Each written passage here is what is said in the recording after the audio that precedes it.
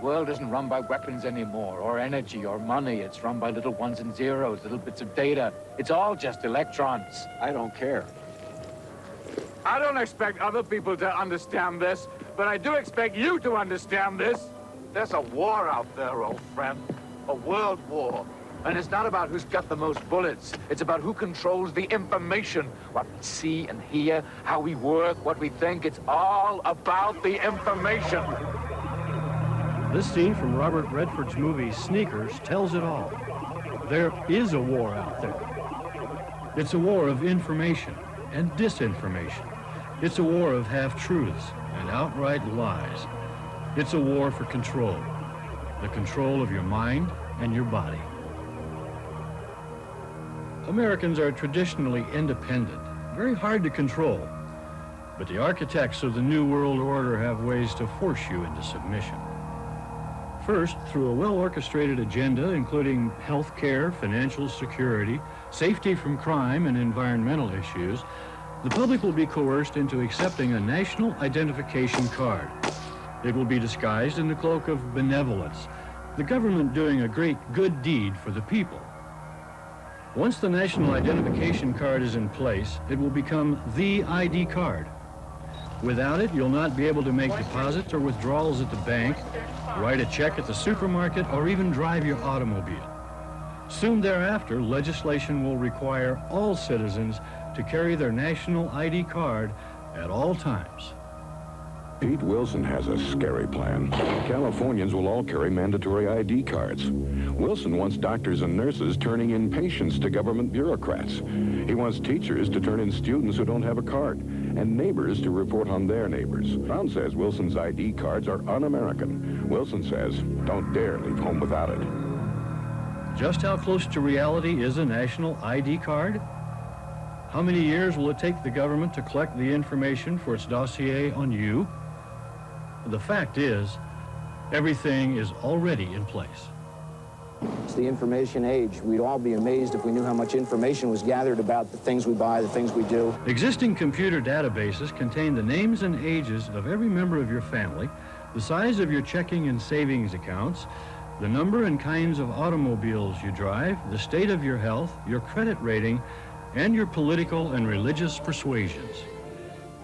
And with the new breakthroughs in the world of high technology, these records are no longer confined to the sterile domain of the big mainframe computer. Today, a tiny piece of plastic that looks very similar to an ordinary credit card is capable of holding literally thousands of pages of information.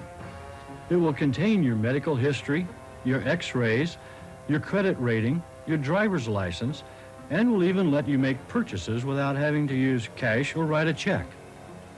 Your photograph, fingerprints, signature, and possibly even the retina pattern of your eye will be digitized directly into the card, making it impossible for anyone to use but you.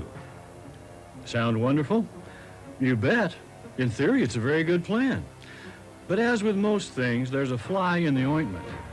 The question is, what other things is that little card capable of doing? Again, we look at smart card technology, such as the AT&T card, where it is possible to partition the memory secretly so that you can separate that information and not have access to it unless you're authorized. This means that your national ID card can carry your credit report, your record of traffic citations, information on any arrests or convictions, evaluate your attitude toward the state.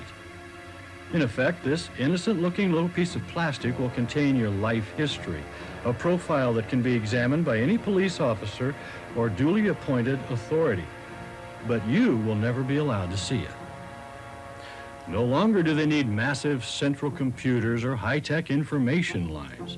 Any authority can simply slip your national ID card into his portable reader, and your records are instantly at his fingertips. Now the noose is tightened. Big Brother has you exactly where he wants you. Without your national identity card, you'll not be allowed to purchase anything. No food, no clothing. In effect, the marketplace will be closed. You can't get medical care for your family, and without a valid identity card, you won't be permitted to hold a job. You're entirely under the control of the state. But it doesn't stop at national boundaries. The real goal of the globalists is to have every person on this planet marked with an international ID number. A much more aggressive program than that of Nazi Germany during World War II. Every man, woman, and child will be identified with an electronic tattoo. It will be the mark of the New World Order.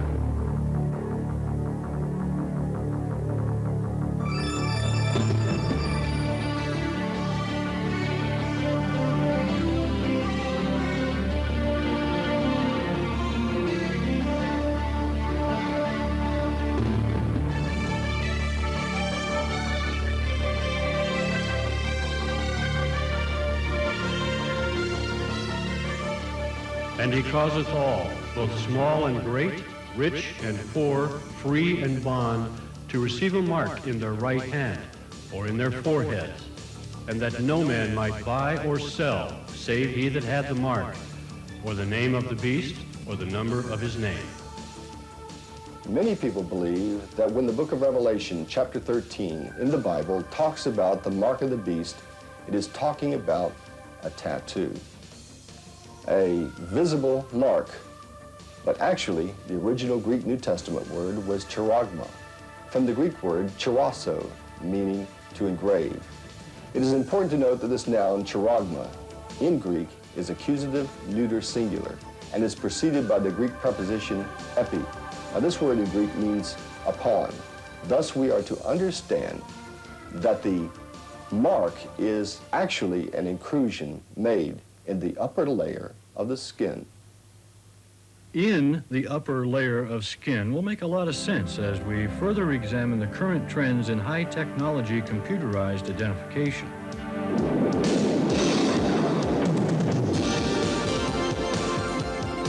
Whether you accept the prophecies of the Bible or not, the predictions of the end times written thousands of years ago come perilously close to matching precisely what is happening in the world today.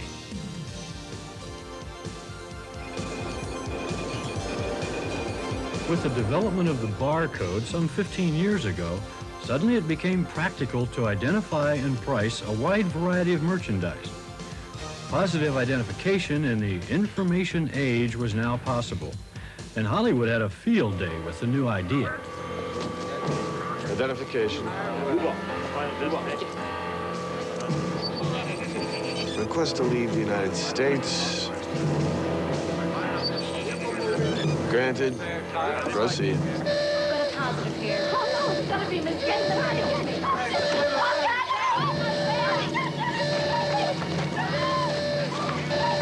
Readers. Excuse my language, ma'am. You'd think they'd learn? Some never do. Ain't that the truth? They first invaded our lives 15 years ago at the grocery checkout. Those zebra-like linear logos called barcodes, parallel lines that replaced price tags. People make mistakes. The barcode readers don't. With a mistake rate of only 1 in 5 million, experts say, the barcode loaded with data linked to computers has revolutionized industry. The 90s are here, and we've seen the light. It shines on bars and stripes everywhere, from Preparation H and pineapple preserves to dirty laundry, lost luggage, library books, and video to go. Plasma banks barcode bags of blood to match donors with recipients. Hospitals scan patients' bracelets for medical history. Dallas commuters pass optical scanners at toll booths without stopping, while Arizona scientists glue tweezer-sized chips to the back of honeybees to track them in and out of the hive. Soon enough, experts predict a barcode on your license plate will permit police to track speeders and issue tickets without ever pulling you over.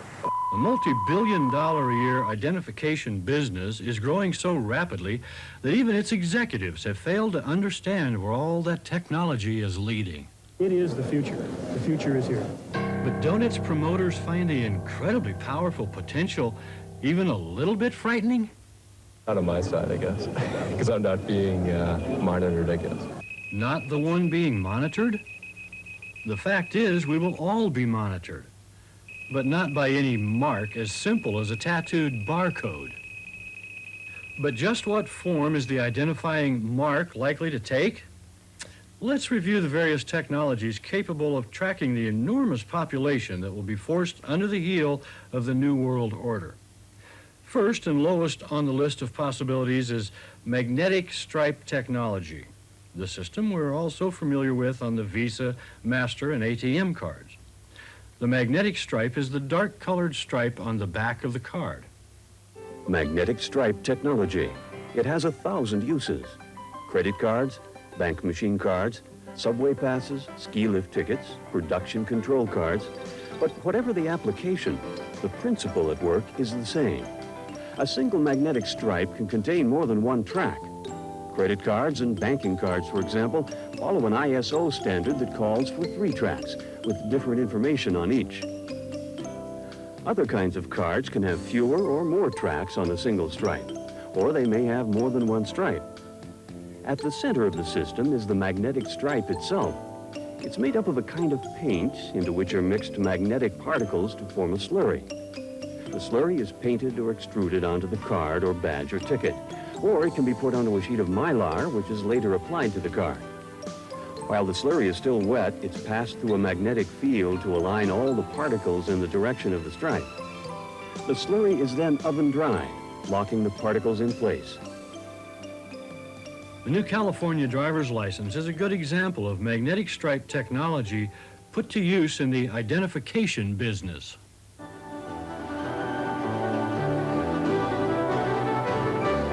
California issues over 30,000 driver's licenses and ID cards per day, and that number is increasing at a rate of 8% per year.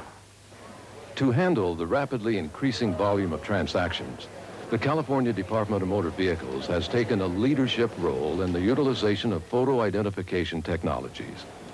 In my previous position, I was the director of the Department of Motor Vehicles, and during my tenure there, I had an opportunity to bring into completion and implementation a new form of driver's license in California, which basically allowed many of the old photographic components of the driver's license to be computerized, allowing the image to be captured in a digital base, the signature digitized, and the driver's license moving from basically a piece of polyester paper to a credit card style driver's license with a magnetic strip attached to the back of it with data encoded on it. We found that its principal use was not to demonstrate that you've been awarded the privilege to drive a vehicle in California, but its principal use was really for identification. A lot of the information on the driver's license is captured in the process of conducting a retail transaction, issuing a traffic citation, and clearly we ought to take advantage of technology. In order to build the integrity of our records, we need to ensure that there's accuracy at the point where the information is captured. Certainly, by reading a magnetic strip, you increase the accuracy much more than just copying the information off the face of the license. Short term, we saw it as convenience, saving keystrokes, improving accuracy. Long term, we look at many of the components that went into the driver's license, the digitized imaging, the photograph in a digitized base, the signature in a digitized base, is providing much more flexibility and in a better infrastructure to deal with that. We can look at the image, we can compare signatures. We can transmit images where there's some question about a person's identity. All these things are important identification components of the driver's license.